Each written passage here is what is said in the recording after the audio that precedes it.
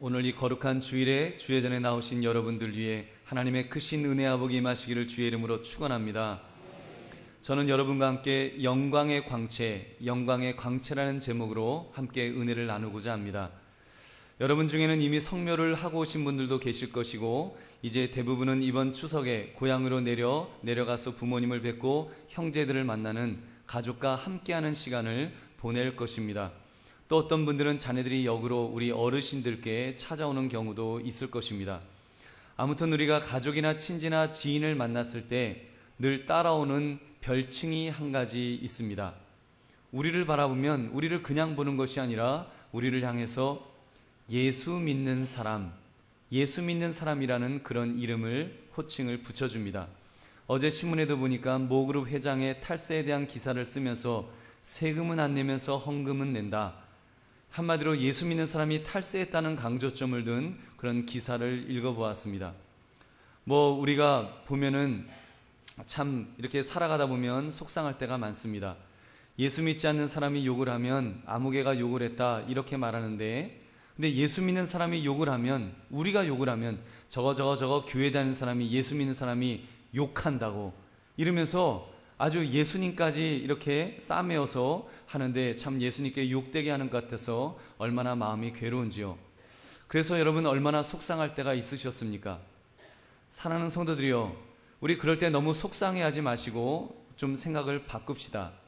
세상이 그만큼 우리들을 향해서 무엇인가 기대하는 것이 있어서가 아닐까요? 교회를 다니기 때문에, 예수 믿기 때문에 뭔가 세상 사람들과 다른 수준의 어떤 것을 우리에게 요구하고 있지 않느냐는 말입니다. 이제 우리는 많은 분들을 만나게 될 것입니다. 가족들로 만날 것이고, 또 명절 때가 아니라도 우리는 여러 사람들을 직장에서, 사업장에서, 또는 동창회에서, 이웃들 간에도 이렇게 만남을 가집니다. 그럴 때 그분들이 우리를 바라보면서, 여러분, 우리들이 그들에게 비춰지는 나의 모습이 어떠한지를 한번 깊이 생각하는 것은 우리의 책임이라고 생각합니다. 오늘 본문을 쓰고 있는 사도 바울은 그런 면에서 지금 어려움을 당하고 비난을 지금 당하고 있습니다. 어떤 어려움인가 하면, 그가 진짜 사도로서 자격이 있는가 하는 그런 비난을 계속해서 듣고 있었습니다. 자격 심사를 해야 한다는 요청을 받고 있는 것입니다. 특히 오늘 본문이 기록된 고린도 후서는 사도 바울이 고린도 교회로부터 그 의심의 눈총을 받았을 때 자신을 변호하기 위하여 쓴 편지입니다. 사실 바울은 예수님의 12 제자가 아니었습니다. 그리고 예수님께서 생전에 공생의 사역을 하시는 동안에 여러분 한 번도 사도 바울은 예수님으로부터 직접 가르침을 받은 적이 없었습니다. 그러니 바울을 반대하는 사람들은 바울이 과연 사도로서 적합할 것인가, 그가 자격이 없는 것은 아닌가, 요즘 말로 하면 총회에서 인정하는 신학교를 나오지 않은 사람이 어떻게 목사 안수를 받을 수가 있느냐, 저 사람 진짜 목사로서 자격이 있느냐, 이거를 가지고 의심을 받았던 것입니다. 그러니 사도 바울로서는 그의 리더십에 크나큰 타격을 받고 있었습니다. 바로 이런 때 사도 바울은 추천서 이야기를 지금 하고 있습니다.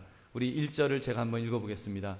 우리가 다시 자천하기를 시작하겠느냐, 우리가 어찌 다른 어떤 사람처럼 추천서를 너에게 붙이거나 혹은 너에게 받거나 할 필요가 있느냐. 지금 한참 이렇게 고린도 교회에서 사도 바울이 이미 사역을 다 시작했는데, 예를 들면 제가 여러분과 지금 8년째 목회를 하고 있는데 갑자기 제가 목사로서 어디 가서 추천서 받아서 저 목사 맞아요 한다든지, 또는 여러분에게 저 목사인 걸 좀 이렇게 추천해 주세요, 이렇게 하는 것이 이게 마땅하겠냐는 것입니다. 이거는 이미 사역이 시작되었는데 그런 것을 우리가 말할 것이 있느냐. 스스로를 추천할 수도, 누구에게 받을 수도, 그렇다고 고린도 교회의 성도들에게 추천서를 받을 수도 없다라는 것을 그는 지금 말하고 있습니다. 그러면서 바울이 강조하는 것은 자기의 정체성을 나타내주는 아주 주요한 그런 증거가 있다는 것입니다.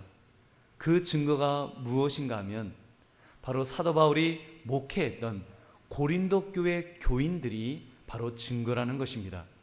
고린도 교회 교인들이 증거다. 우리 2절 3절 말씀 우리 한번 같이 읽어보겠습니다. 시작. 너희는 우리의 편지라 우리 마음에 썼고 무 사람이 알고 읽는 바라. 너희는 우리로 말미암아 나타난 그리스도의 편지니 이는 먹으로 쓴 것이 아니요 오직 살아계신 하나님의 영으로 쓴 것이며 또 돌판에 쓴 것이 아니요 오직 육의 마음판에 쓴 것이라. 아멘. 여러분, 지금 사도 바울의 표현이 얼마나 그 멋진 표현인지 모릅니다. 너희가 바로 우리의 마음에 새겨져 있는 추천서이다라는 것입니다. 이것을 누구든지 우리를 보면, 사도 바울을 보면 그것을 저절로 알 수 있다는 것입니다. 여러분, 이 표현을 다른 말로 하면 우리 사랑하는 사람에게 이런 말 하죠. 이렇게 서로를 바라보면서 그윽한 눈빛으로 바라보면서 너 속에 나 있다, 그런 얘기 하잖아요. 너 속에 나 있다 그러면서 이렇게 그 너의 마음 속에 내가 있는 것이 보인다, 뭐 이런 이야기, 좀 닭살 돋는 이야기를 하지 않습니까? 바울을 보면 지금 바울이 고린도 교회 성도들을 얼마나 사랑했는지 그냥 바울을 보면 그 고린도 교회 성도들이 보인다는 것입니다. 그냥 바울 속에 고린도 교회 교인들이 있다는 거예요. 그러면서 그 고린도 교인들이 어떤 사람이냐? 사도 바울은 아주 자신 있게 말합니다. 그 너희들이, 그 고린도 교인들이 어떤 사람인가 하면 참된 성도들이다. 가짜 성도가 아니라, 나일론 성도가 아니라 진짜 성도, 참 성도라는 것을 나는 자신할 수 있다라고 그는 이렇게 말하고 있습니다. 그것을 그는 그리스도의 편지라고 표현하고 있습니다. 그리스도의 편지다. 그 성도들 안에 이미 그리스도의 닮은 모습이, 그리스도를 닮은 모습이 진하게 새겨져 있다라고 그는 그렇게 말합니다. 이것은 먹으로 쓴 것이 아니요 하나님의 영으로 쓴 것이며 이것은 돌판에 쓴 것이 아니라 성도들의 마음판에 새긴 것이다. 그렇기 때문에 그런 새겨진 것을 보면 자기가 참된 그런 사도가 아니냐, 그것을 지금 강조하고 있는 것입니다. 여러분, 그렇습니다. 성도는 그리스도의 편지입니다. 여러분, 성도는 그리스도의 편지라는 것입니다. 우리가 편지를 들고 다니면서 읽어보세요, 읽어보세요 이렇게 하는 것이 아니라 그렇게 할 필요가 없다는 거예요. 제일 좋은 편지는 바로 우리 마음판에 새겨져 있는 편지, 우리의 얼굴 표정에 새겨져 있는 그 편지가 참된 편지다라고, 최고의 편지다라고 지금 사도 바울은 강조하고 있습니다. 이 편지를 보십시오. 모세는 하나님의 편지를 돌 위에 새겨왔는데, 이런 돌판에 새겨왔는데 그의 얼굴에 얼마나 광채가 났냐는 것입니다. 기억하시지요? 모세가 시내산에 올라갔다가 십계명을 받아왔습니다. 돌판에 새겨왔습니다. 그때 사실 이 십계명이라는 것은 율법을 대표하는 그런 그 내용입니다. 율법은요, 우리가 죄가 죄라는 것을 지적하는 역할을 합니다. 율법은 우리를 구원해 주는 것이 아니라 우리가 얼마나 죄인이라는 것을 지적하기 위해서 우리에게 주어진 것입니다. 그래서 오늘 사도 바울은 말합니다. 죽게 하는 직분이다. 율법은 죽게 하는 직분인데 그런 율법을 새긴 그것만 가지고도 지금 그 자체에 영광이 있다는 것입니다. 왜냐하면 하나님의 말씀이 새겨진 것이기 때문에, 하나님의 말씀이기 때문에 거기에는 영광이 있는데 그 영광이 얼마나 밝았으면 모세의 얼굴을 백성들이 못 봤다는 것입니다. 얼굴을 보려고 하는데 막 눈이 너무 부셔갖고 눈부셔 해갖고 볼 수가 없어서 모세의 얼굴에 수건을 가리고서 그제서야 이제 사람들이 휴 하면서 이제 좀 눈 좀 뜨고 살 수 있네 할 정도로 모세의 얼굴에 번쩍번쩍 광채가 빛났다는 것입니다. 그렇다면 돌 위에 새기는 직분도 영광이 있다면, 그래서 얼굴에 광채가 난다면 영의 직분은 더 영광이 있지 않겠느냐, 그것을 우리에게 말씀합니다. 여러분, 정죄의 직분도 영광이 있은즉 의의 직분은 영광이 더욱 넘치리라. 아멘. 바로 복음을 소유하고 있는 우리의 모습이 여러분 영광의 광채가 나는 줄로 믿습니다. 우리에게 영광의 광채가 난다는 거예요. 제 얼굴에 영광의 광채가 나는지요? 여러분, 옆에 분에게 영광의 광채가 나는지 한번 보시기 바랍니다. 한번 옆에 분에게 이렇게 이야기하시기 바랍니다. 눈이 부셔서 못 보겠습니다. 눈이 부셔서 눈을 못 뜨겠습니다. 여러분, 그렇습니다. 우리가 가진 직분은요, 영광스러운 직분입니다. 영광스럽단 말은 그것이 빛을 비춘다는 것입니다. 물론 우리는 태양처럼 우리 스스로가 빛을 내는 발광체는 아닙니다. 우리는 달처럼 태양의 빛을 받아서 반사해 주는 것처럼, 여러분, 우리는 하나님의 영광을 받아서 우리는 빛을 비추이는 사람들입니다. 우리의 신비에 새겨진 그리스도 때문에, 복음의 말씀 때문에 빛을 비추는 것입니다. 그래서 눈이 부실 정도로, 하나님의 영광을 받아 비추이게 되는 반사체가 되는 줄로 믿습니다. 사랑하는 성도들이여, 저는 우리 한강교회 성도들이 바로 이 영광의 광채를 비추시기를 주의 이름으로 축원합니다. 오늘날 여러분, 한국교회가 얼마나 욕을 먹고 있습니까? 교회가 얼마나 욕을 먹습니까? 예수 믿는 사람들이 더하다 어쩐다 하면서 정말 교회 위기라고 말할 정도로 어려움을 당하고 있습니다. 어쩌면 이 바울보다도 더 많은 비난과 이렇게 비판을 받고 있는 것이 오늘 한국교회의 실정일 것입니다. 이런 상황에서 여러분들이 가는 시골이라든지 고향이라든지 그런 곳에 가서 우리가 어떻게 정말 한국교회가 건재하다고, 그리고 주님의 몸된 교회가 참으로 구원의 방주의 역할을 할 수 있다라고 우리가 증거할 수가 있겠습니까? 여러분, 바로 저와 여러분이 그리스도의 편지가 되어야 될 줄로 믿습니다.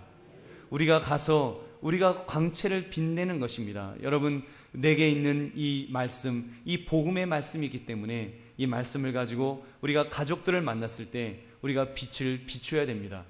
여러분이 가면, 여러분이 도착하기 전까지 뭔가 어둡고 뭔가 답답하고 뭔가 막힌 것 같은데, 여러분이 그 집안에 들어갈 때 벌써 빛이 나서 여러분 문제가 해결되어지고 정말 그 기쁨이 넘쳐나는 그런 은혜가 있으시기를 주의 이름으로 축원합니다. 예수님께서 지금 그것을 우리에게 말씀하셨습니다. 우리는 바로 그런 사람이라고 우리 주님께서 말씀하십니다. 너희는 세상의 빛이라. 빛을 비추라는 것입니다. 에베소 5장 8절도 보면 너희가 전에는 어둠이더니 이제는 주 안에서 빛이라, 빛의 자녀들처럼 행하라.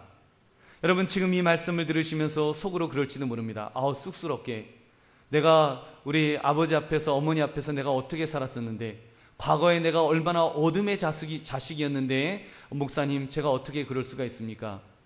여러분, 혹시 그런 자격지심이 있는 분이 계시다면 여러분 분명하게 깨달으시기 바랍니다. 우리는 과거에 묶여있는 자들이 아닙니다. 여러분, 성경은 분명히 말씀하고 있어요. 우리는 전에는 어둠이었습니다. 맞습니다. 우리는 어둠이었습니다. 우리는 어두웠습니다. 우리는 마귀의 자녀였습니다. 그랬던 우리가 예수 그리스도를 믿음으로 우리는 구원을 받았습니다. 우리 안은 거룩한 영이 우리를 깨끗게 해주신 줄로 믿습니다. 예수 그리스도의 보혈이 우리의 과거의 죄를 용서하여 주셨습니다. 그래서 우리는 이제는 하나님의 자녀가 된 거예요. 빛의 자녀가 되어서 이제는 우리가 빛을 비출 수 있는 그런 사람으로 변화되어 있는 것입니다. 여러분, 그것을 믿으시기 바랍니다. 그래서 우리가 우리의 가족을 만나도 여러분 좀 어색하고 좀 쑥스러울 수 있지만 그래도 가족을 만나서 하나님, 내가 이 영광의 빛을, 하나님의 영광의 빛을, 복음을 가진 자로서 내가 비출 수 있도록 주여 나에게 힘을 주옵소서. 여러분, 그런 마음을 가지고 이번 명절에 가족을 만나시기를 주님의 이름으로 축원합니다. 마태복음 5장 14절부터 16절은 이렇게 말씀합니다. 우리 빛을 감추지 말라는 거예요. 이미 내 속에 있는 빛을 쑥스럽다고 감추고 이래서 감추고 그러지 마시고 여러분 빛을 비추라고 분명히 주님은 말씀하셨습니다. 너희는, 우리 한번 같이 읽어보겠습니다. 시작. 너희는 세상의 빛이라. 산 위에 있는 동네가 숨겨지지 못할 것이요 사람이 등불을 켜서 말 아래 두지 아니하고 등경 위에 두나니 이러므로 집안 모든 사람에게 비치느니라. 이같이 너희 빛이 사람 앞에 비치게 하여 그들로 너희 착한 행실을 보고 하늘에 계신 너희 아버지께 영광을 돌리게 하라. 아멘. 여러분, 집안 모든 사람에게 비치게 하라는 것입니다. 그렇습니다. 여러분, 집안 모든 사람, 여러분의 형제들, 자매들에게, 조카들에게, 친척들에게 여러분 빛을 비추실 수 있는 저와 여러분 되시기를 다시 한번 주의 이름으로 축원합니다. 여러분, 세 가지를 간단하게 빛을 비추는 방법을 말씀드리겠습니다. 첫째, 언어적으로 빛을 비추십시오. 명절 때가 되면 며느리만 골치 아픈 것이 아니라 이 결혼 안 한 조카들도 명절에 친척들 만나는 것을 굉장히 싫어한다고 합니다. 왜 그런지 아십니까? 만나면 자꾸 물어본다는 거예요. 왜 아직까지 결혼 안 하냐? 왜 아직까지 결혼 안 하고 있냐? 이러면서 자꾸 이렇게 물어보고, 너 노처녀 노총각으로 이렇게 죽을 거냐? 그런 이야기를 한다는 거예요. 그 얘기가 너무 듣기 싫어서 만나기 싫다. 물론 여러분 압니다. 결혼 안 해서 결혼 안 한 거 좀 걱정된다는 그런 표현이겠지요. 그런데 여러분, 그렇게 말씀하려면 차라리 침묵하시는 것이 지혜로운 겁니다. 그거는요, 걱정해주는 말이 아닙니다. 그 듣는 사람은 걱정해주는 말로 듣는 것이 아니라 굉장히 귀찮은 말로 들리는 거예요. 누가 모르냐. 그렇게 하려면 나 지금 직장에 누구 자녀가 있는데 변호사 판사 미스 코리아 김태희 같은 사람이 있다. 좀 한번 만나봐라. 뭔가 대안을 정해놓고 그러고 이야기를 하시면은 또 모를까. 여러분, 이야기하지 마십시오. 괜히 그거는요, 어떻게 보면은 언어 폭력입니다. 언어 폭력. 절대로 그거는 위해 주는 말이 아니라는 것입니다. 우리는 정죄의 직분이 아니라 의의 직분을 가진 자들인 줄로 믿습니다. 여러분, 우리는 사람을 죽이는 직분이 아니라 생명을 살리는 직분, 영생을 주는 직분을 가진 줄로 믿습니다. 세상 말로 염장 지르는 직분이 아니라 위로하고 격려하는 직분을 가진 줄로 믿습니다. 여러분, 괜히 잘난 체 하지 마시고 괜히 너무 자랑하지 마시고 우리 좀 가족들 만나면 좀 이렇게 영적 파워가 있었으면 좋겠습니다. 여러분, 우리가 누군가를 만나고 나면 그 사람이 기운을 차릴 수 있도록, 내가 기운이 없었는데 이번에 아주머니 만나고 누구 만났더니 내가 힘을 얻었노라고 이렇게 감사하다는 이야기를 듣고 돌아오시기를 주의 이름으로 축원합니다. 그러므로 언어 습관을 점검하십시오. 내가 평소에 어떻게 말하고 살았는지. 부정적인 말은 안 하시는 것이 좋습니다. 이번에도 가급적 가시면은 우리 정치 이야기는 좀 뺍시다. 정치 이야기하면 하여튼 우리 이렇게 조카들하고 왼수되게 되고 젊은 사람하고 왼수되게 되고 막 서로 언쟁하게 되고, 또 이야기하다 보면 정치 이야기하면 우리 좋은 이야기 안 나오잖아요. 험한 말 나오잖아요. 그러면 좋은 시간으로 가족들 만났는데 괜히 남의 이야기 하느라고 열내고 그럴 필요 없잖아요. 우리 좋은 이야기 합시다. 차라리 여러분 개그 콘서트 하나 보고 오셔갖고 개그 콘서트 얘기 하시면서 여러분 가족들을 한번 웃게라도 해주십시오. 여러분, 그것이 우리 정말 믿음의 사람이 해야 될 언어의 모습인 줄로 믿습니다. 그리고 가급적 격려하는 말, 소망적인 말을 골라서 해주십시오. 아마 이번에 동서가 여러분에게 이렇게 이야기할지도 모릅니다. 글쎄 우리 아들 아무래도 의사 선생님 될 것 같아요. 왜? 이번에 공부를 너무 잘했어? 성적이 막 확 올랐어? 그러면 이제 이야기하는 거예요. 그건 아니고요. 이 아이가 병원 드라마를 어쩌면 나하고 이렇게 같이 잘 봐요. 너무 좋아하는 거예요. 병원 드라마, 종합병원 1, 2 다 보았지요. 의가 형제, 동의보감, 허준 메디칼센터, 외과의사 봉다리, 하얀 거탑, 뉴하트, 산부인과, 골든타임, 브레인, 요즘은 굿닥터를 너무너무 좋아하는 거예요. 여러분, 그럼 뭐라고 대답해 주시겠습니까? 집에 아들 몇 등에, 전교 몇 등에, 정신 차려 그러시겠습니까? 여러분, 그러지 마시고, 그러면 맞아. 조카가 의사면 좋지. 그래. 나 이제부터 기도해 줄게. 나 이제부터 우리 조카 꼭 의사 될 수 있도록 하나님 의사 될 수 있도록 해주세요 하고 내가 열심히 기도해 줄게. 그리고 여러분 기도해 주십시오. 그리고 가끔 만나면은 나 지금 기도하고 있다고, 나 집에 아들 의사 되게 하려고 내가 얼마나 열심히 기도하고 있는지 모른다고. 여러분, 그러다 보면 여러분 그분이 마음이 얼마나 좋겠습니까? 너무 좋다. 우리 아들 위해서 기도해 주시는구나.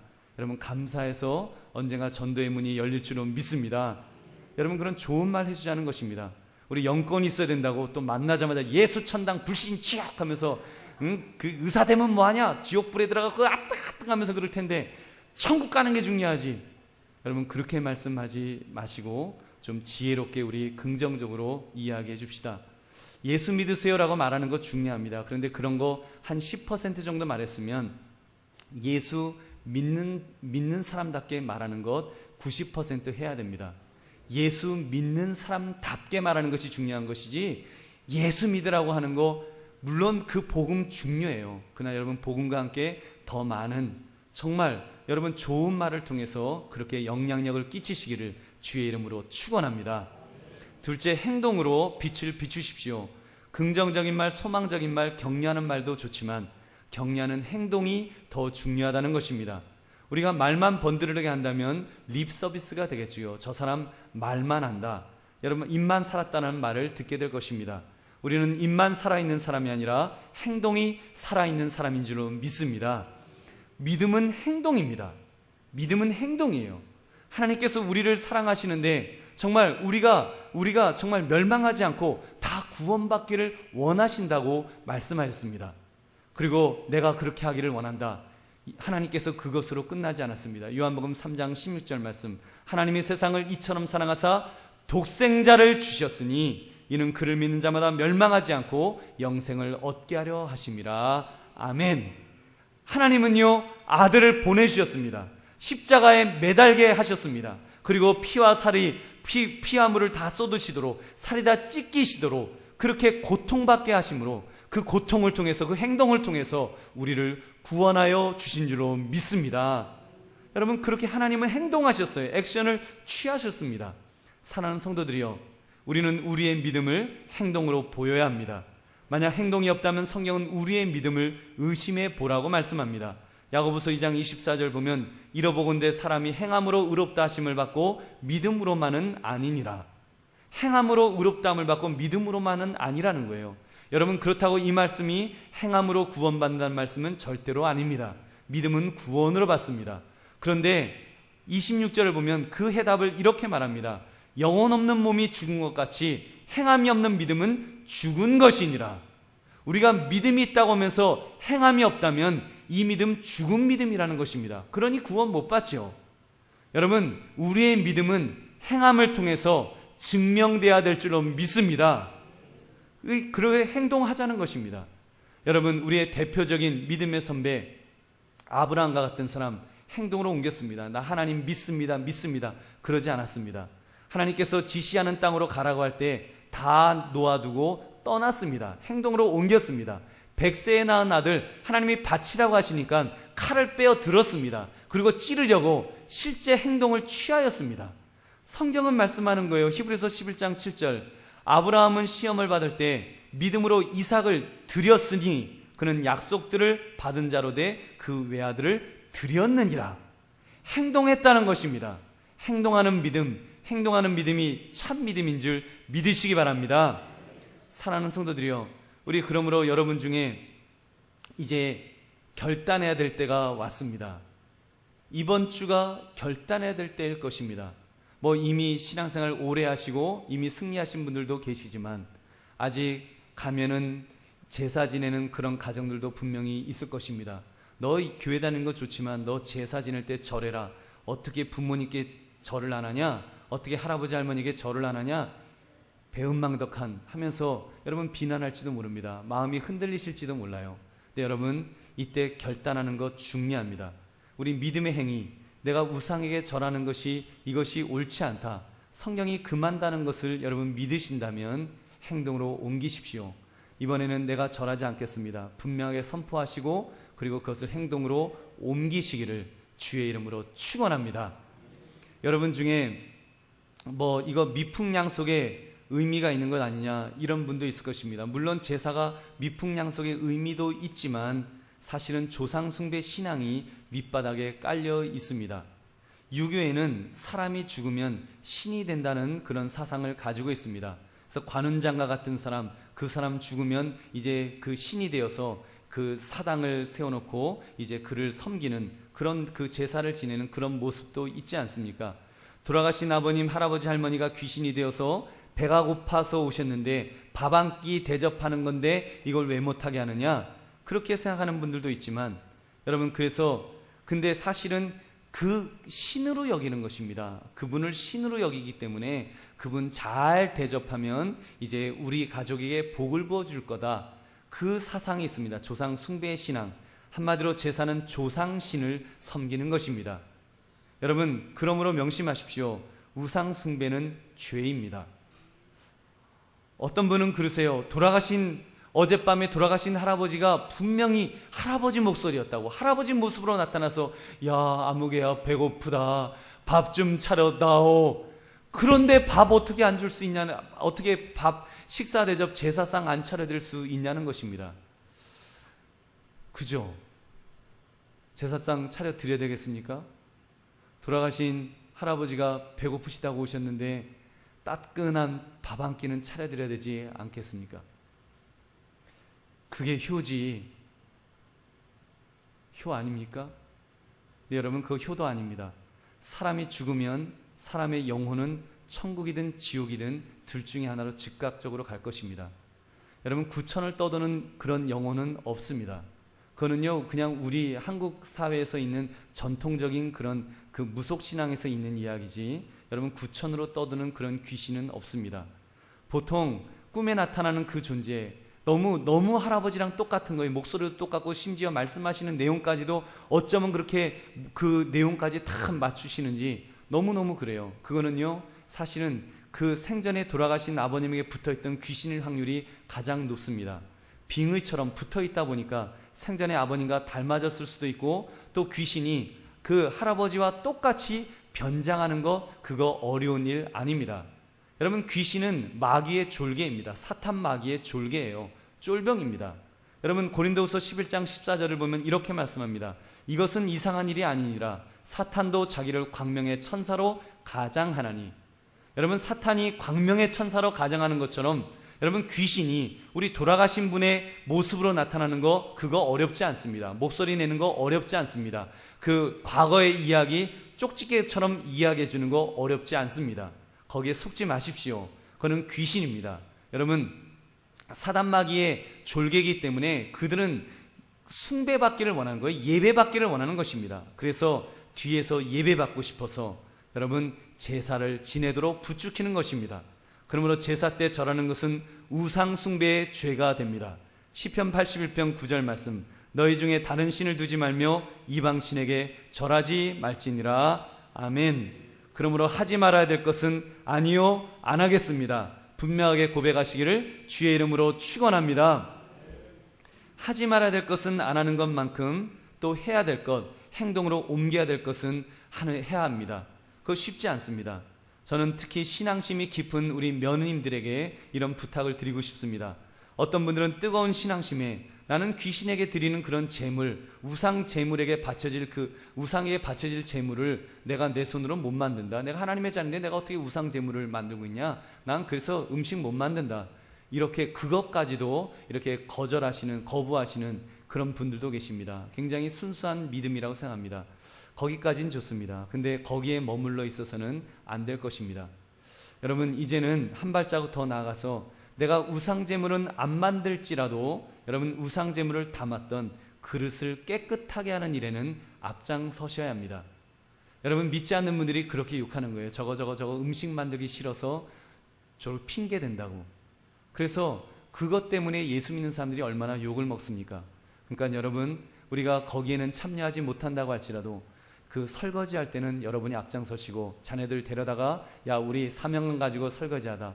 그리고 설거지하시면서 기도하십시오. 하나님, 퐁퐁으로 이 더러운 그릇을 깨끗하게 하는 것처럼 예수 그리스도의 보혈이 이 우상 제물에게 바쳐지면서 더러워졌던 이 그릇을 깨끗하게 씻어 주시옵소서. 우리 가정을 깨끗하게 씻어 주시옵소서. 우상에게 절하는 이 죄를 주님 십자가의 볼로 씻어달라고 기도하시면서 여러분 그렇게 설거지하시기를 주의 이름으로 축원합니다. 왜 남자분들이 아멘을 하세요? 며느님들이 아멘을 못하시고. 여러분, 그래서 우리가 정말입니다, 뭔가 믿지 않는 사람들에게 행동을 통해서 빛을 비춰야 된다는 것입니다. 우리 시아버지 시어머니들도 마찬가지입니다. 우리 며느님들 오시면 수고했다, 얼마나 고생했니, 좀 그런 말씀 해주셔야지 이제 왔냐, 벌써 가냐, 그런 말씀하지 마시고 빨리 가라 하시고 좀 서로 주거니 받거니 하면서 여러분 이렇게 좋은 모습으로 우리가 보이는 것이 얼마나 중요한지 모릅니다. 여러분, 정말입니다. 우리 믿음의 자녀는 오히려 야, 너는 끝까지 있어라. 그러고 우리 믿는 사람이니까 끝까지 있고, 믿지 않는 며느리는 그래 빨리 가라 하면서 좋은 시어머니, 좋은 시아버지의 모습을 보여주신다면 여러분 그것이 전도의 문을 열 수 있는 그런 계기가 되지 않을까요? 적어도 믿음의 사람은 그런 행동을 보여야죠. 우리가 좀 힘들더라도, 좀 피곤하더라도 우리가 그런 모습으로 여러분 그렇게 빛을 비추는 그런 모습이 있어야 될 줄로 믿습니다. 가시면 이제 어떤 분들, 아마 우리 형제들 중에서 그 고스톱 하려고 화투 준비해 갖고 오시는 분도 계실 거예요. 은행 가갖고 그 잔돈까지 바꿔갖고 이번에 한 판 제대로 해야지 아주 벼르고 오시는 분들도 계실 거예요. 여러분, 근데 화투는 몇 명이서 합니까? 3명인지 하여튼 4명인지 이렇게 화투 하잖아요. 그리고 그 밑에 쭈를 한 3명 정도 또 광팔잖아요. 그래서 나 광팔아 그러면서 이제 돈 받잖아요. 이게 가족끼리 할 일입니까? 얼마나 그 치사한 일이에요. 그런 것도 그거 몇 명 못하지 않습니까? 게임을 해도 한 3-4명 뿐이 못하는 그런 거 하지 마시고 한참 이야기꽃 피우다가 이거 화투하느라고 허리 아프죠. 가만한 작군이 이것만 하잖아요. 얼마나 허리 아픕니까? 그래서 이제 명절에 갔다 오셔갖고 병원 가서 이렇게 허리 마사지 받는 분들은 아마 대부분 다 이거 하신 분들일 거예요. 안과 가시거나. 여러분 그런 거 하지 마시고 윷놀이 하십시오. 윷놀이 얼마나 좋습니까? 윷놀이를 하면요 이렇게 온 가족이 다 할 수 있습니다. 20명 30명도 할 수 있습니다. 가족 대표로 말 4개 넘으면요 4가족 자녀들 보통 4명까지는 잘 안 되잖아요. 그럼 한 3명 4명 뭐 5명도 괜찮아요. 그래서 윷 놓으면 2살짜리 3살짜리 우리 손주도 던질 수 있습니다. 아이고 우리 손주 잘 던졌네 그러면서 여러분 같이 게임하면 얼마나 좋습니까?